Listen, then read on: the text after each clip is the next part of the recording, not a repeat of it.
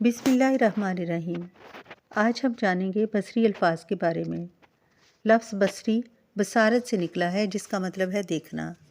وہ الفاظ جنہیں بچے دیکھ کر پہچان سکیں انہیں بصری الفاظ کہتے ہیں، یعنی جن کا تعلق بصارت سے ہے، نظر سے ہے، ان کا تعلق لکھنے سے نہیں۔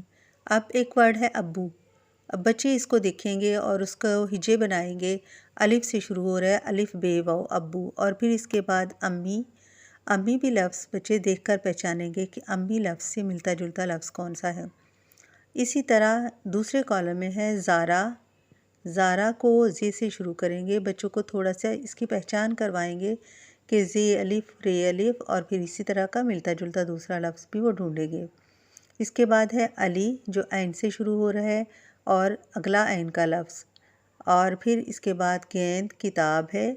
اس کا مطلب ہے کہ بچے ایک لفظ کو دیکھیں گے کہ وہ کس طرح لکھا ہوا ہے اور کس طرح اس کا دوسرا لفظ ہم نے ڈھونڈنا ہے۔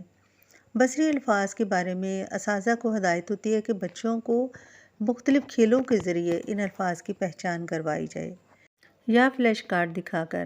سپوز ایک لفظ ابو یا امی لکھا ہوا ہے تو فلیش کارڈ پہ اسی طرح کے دوسرے بھی الفاظ لکھیں گے، کچھ اس کے ریلیٹیو اور کچھ اس کے اگینسٹ۔ بچہ ان میں سے دیکھے گا کہ کون سا لفظ ابو ہے، جیسے یہ ایک لفظ کتاب ہے۔ اب بچہ اس طرح کے لفظ کو ڈھونڈے گا کہ کتاب کون سا لفظ ہے، کاف سے شروع ہونے والا، یعنی ایک ڈنڈے والا لفظ کون سا ہے۔ اب اس کے بعد اگر گاف سے کوئی لفظ شروع ہوتا ہے تو بچہ وہ بھی دیکھے گا، ایک دفعہ اس کو پہچان کروانی ضروری ہے کہ دیکھو کاف کے اوپر دو ڈنڈے ہیں جیسے گڑیا کے، تو بچہ خود اس طرح کا لفظ جو ہے وہ ڈھونڈے گا۔ اور اسی طرح گیند ہے، گیند کو بھی بچہ خود ڈھونڈے گا۔ ابو ہے تو پھر بچہ دیکھے گا، اسے تھوڑا سا بتائیں گے کہ الف سے شروع ہوتا ہے، اس کے سامنے تم نے الف والا جو لفظ ہے وہ ڈھونڈ کے لگانا ہے۔ اور بھی اس طرح کے الفاظ جو کہ روزمرہ جملوں میں استعمال ہوتے ہیں، چھوٹے چھوٹے الفاظ نکال کر ان کو لکھ کر یا بار بار بچے کو دکھا کر اس کی بصارت کو چیک کیا جا سکتا ہے کہ اس کی پہچان کیا ہے، کیونکہ رائٹنگ بھی بچے کو اسی وقت درست طریقے سے آتی ہے جب اس کی ریڈنگ اچھی ہو۔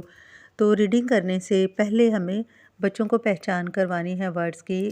جب بچے بصری الفاظ کو سمجھ جائیں پھر اس کے بعد ان کے ہجے یعنی ان کی چھوٹی اشکال کو الگ الگ کیا جائے تاکہ بچے کو پھر جوڑنا آئے، اور جب بچے اس کو جوڑنا سیکھیں گے پھر اس کے بعد ان کو لکھنا آسان ہوگا۔